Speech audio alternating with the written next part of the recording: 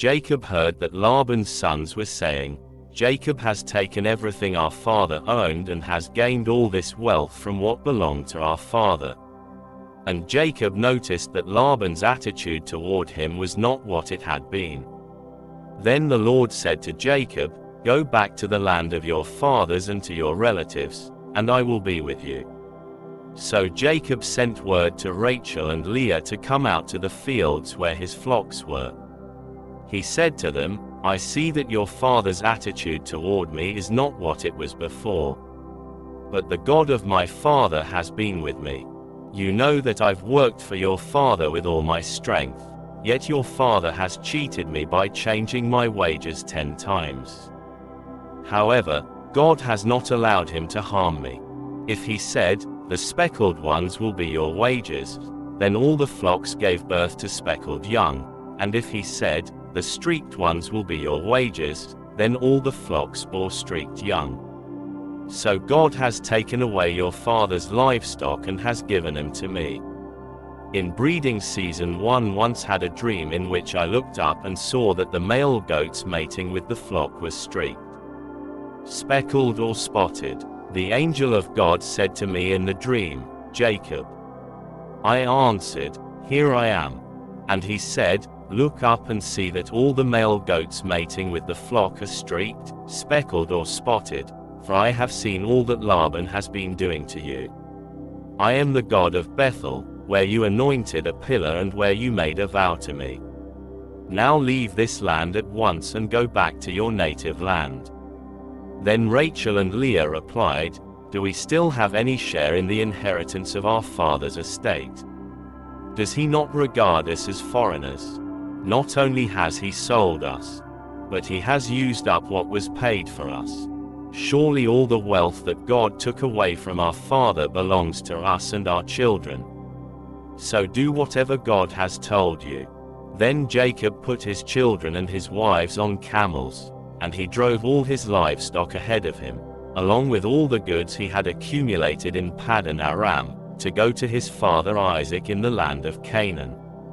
When Laban had gone to shear his sheep, Rachel stole her father's household gods. Moreover, Jacob deceived Laban the Aramean by not telling him he was running away.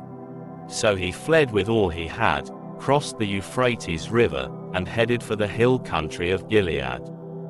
On the 3rd day Laban was told that Jacob had fled. Taking his relatives with him, he pursued Jacob for 7 days and caught up with him in the hill country of Gilead. Then God came to Laban the Aramean in a dream at night and said to him, "Be careful not to say anything to Jacob, either good or bad." Jacob had pitched his tent in the hill country of Gilead when Laban overtook him, and Laban and his relatives camped there too. Then Laban said to Jacob, "What have you done? You've deceived me, and you've carried off my daughters like captives in war. Why did you run off secretly and deceive me? Why didn't you tell me, so I could send you away with joy and singing to the music of timbrels and harps? You didn't even let me kiss my grandchildren and my daughters goodbye. You have done a foolish thing. I have the power to harm you, but last night the God of your father said to me, 'Be careful not to say anything to Jacob, either good or bad.' Now you have gone off because you long to return to your father's household. But why did you steal my gods?"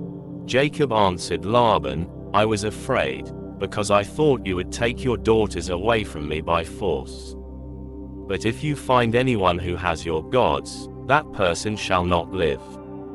In the presence of our relatives, see for yourself whether there is anything of yours here with me, and if so, take it." Now Jacob did not know that Rachel had stolen the gods. So Laban went into Jacob's tent and into Leah's tent and into the tent of the 2 female servants. But he found nothing. After he came out of Leah's tent, he entered Rachel's tent. Now Rachel had taken the household gods and put them inside her camel's saddle and was sitting on them.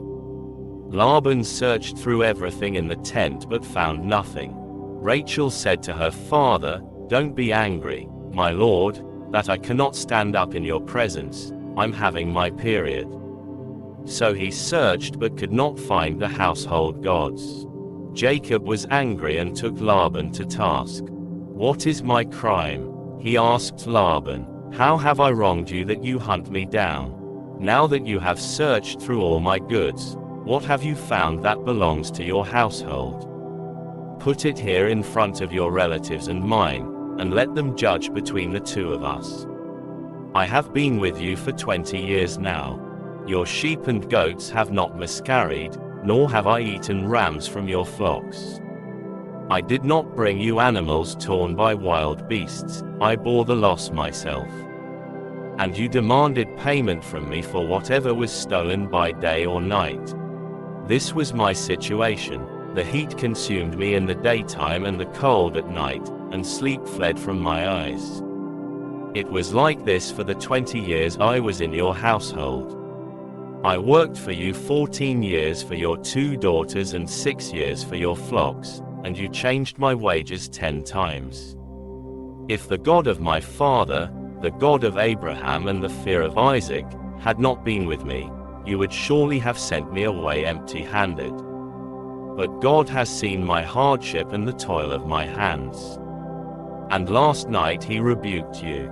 Laban answered Jacob, "The women are my daughters, the children are my children, and the flocks are my flocks. All you see is mine.